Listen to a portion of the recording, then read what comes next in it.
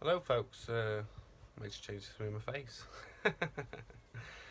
So yeah, I talked to somebody earlier on that had been commenting on one of my videos, and was just saying how nice how nice the plot looks, and it looks good and what have you. But it wasn't always like this. So here's a few photos of from when I first got the plot and up to roughly about now.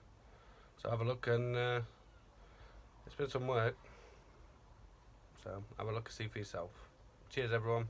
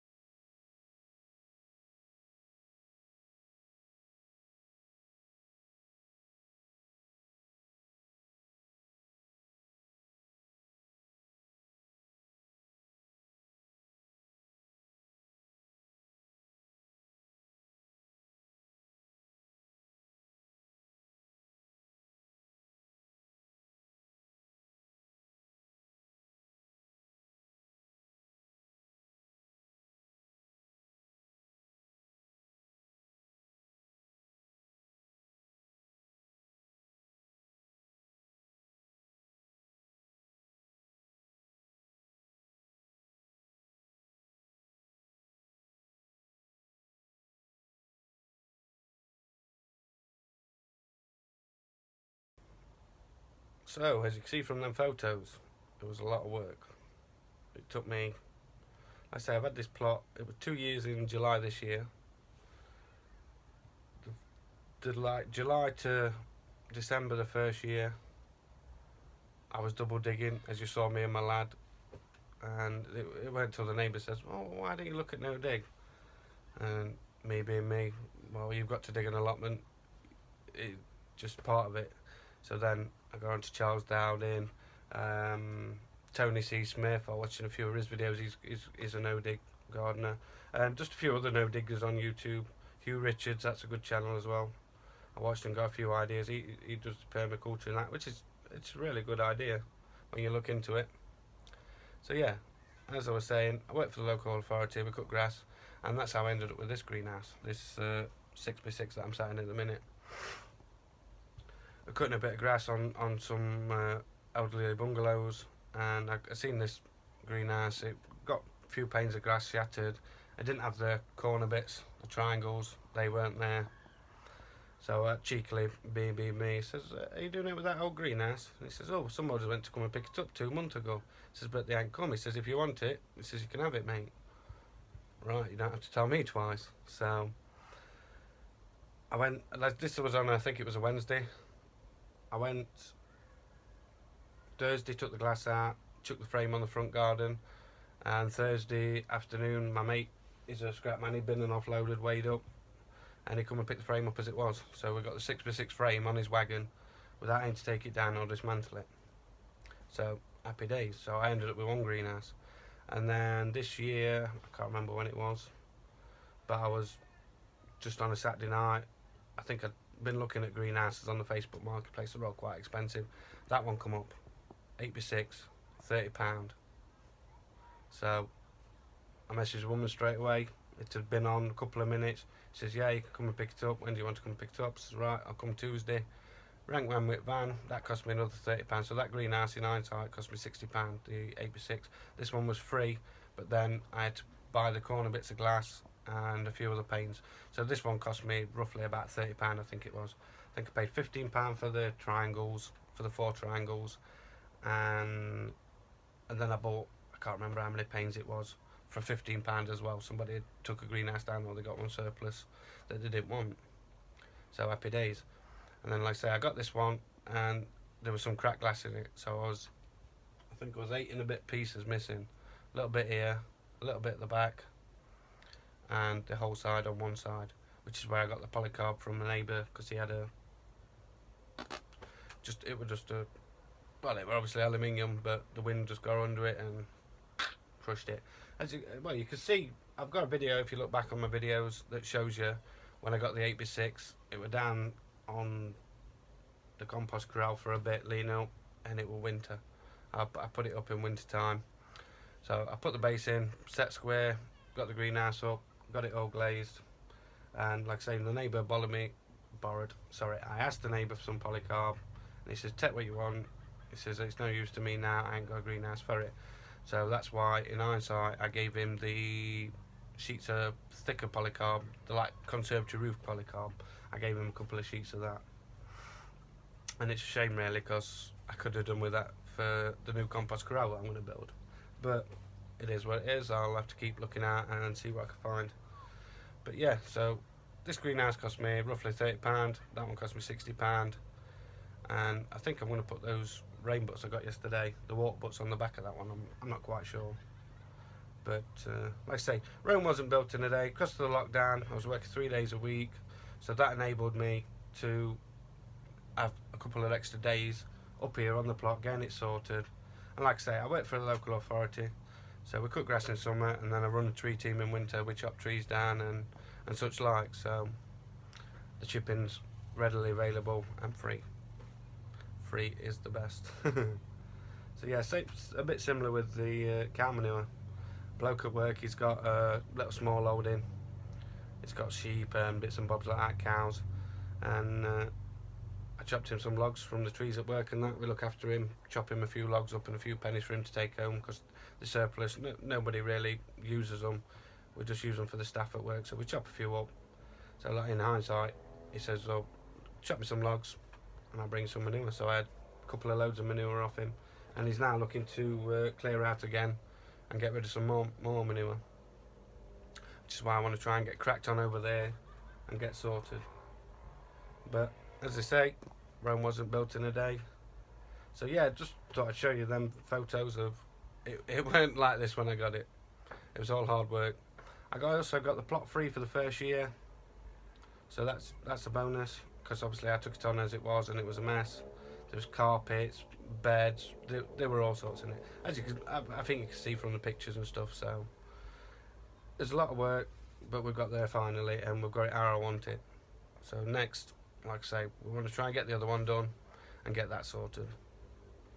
So yeah, I just thought I'd show you a little insight into what it was, and it, like I say, 2 years it's took me to get like, well, not 2 years to get like this, but it's took me a good bit of time.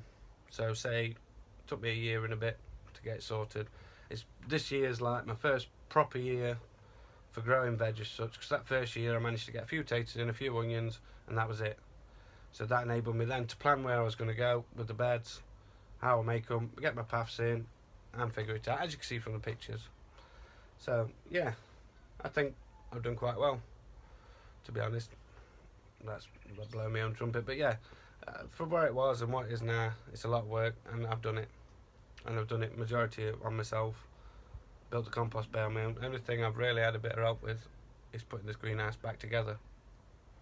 Bloke spared a bath over his time, so he got a few plants. When I got some lettuce and some plug plants and stuff like that I got spare, I just keep going around and say, yeah, do you want a few of these? And he takes them. So happy days for that. Like I say, favours don't cost anything. We all regularly help each other on here, so it's quite a good bunch of folks that we've got. So yeah, that's about it, folks. Like I say, I just wanted to show you that, and everyone thinks that you get an allotment plot and it's all fine and dandy and they're all made, which potentially you could if somebody gives that plot up and they've looked after it. But this hadn't been worked for, I think it was about 2 years, I reckoned. All they kept doing was trimming it once a year just to get it down and then leaving it. So it is what it is, and like I say, I built it up. So now I'm looking forward. I've got a new project. Get on to the second one. I mean, I've got loads of ideas for raised beds and stuff like that, but everything's just running through my head at the minute. But I'm going to get sorted on the compost corrals first. The beds and everything else can just wait and be done over winter and try and get them done and sorted. Yeah, I've got some damp-proof membrane, so I'm just going to cover it as much as the plot as I can, as what I want covering, and work it from there. I mean, like I say, I might not even, I'll probably plant in a few of these beds next year, but I want to extend them, straighten them up, and liven them all up. Yeah. And I want to convert them all to no dig, to be honest, because since I did these first few beds, if you look back on my videos, I've got one no dig bed that was established with cow manure and some spent cannabis compost, which was going to get dumped off at work, so we saved it, which has got the perlite in the cocoa coir. So I've got two beds that's made with that. One was made with shop bought manure, other one was made, two's been made with my homemade manure, and one was just this raspberry bed just in front of me here. This was that was just mulched with cocoa coir. Put the raspberries in, mulched it with cocoa coir, and it's been relatively weed free since.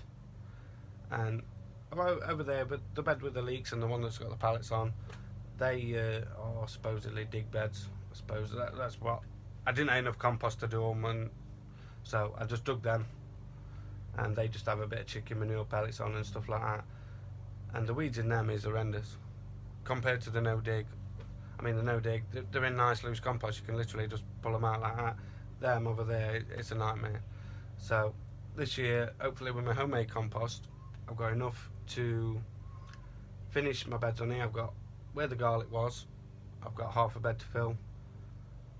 I've got half a bed where the courgettes are and the parsnips, the leeks and things. So I've roughly got another 3 beds that's, I don't know, say approximately 3 metre by 3 metre. So my aim this year is to make all this no dig, spread it with the compost, and then worry about that like in whenever.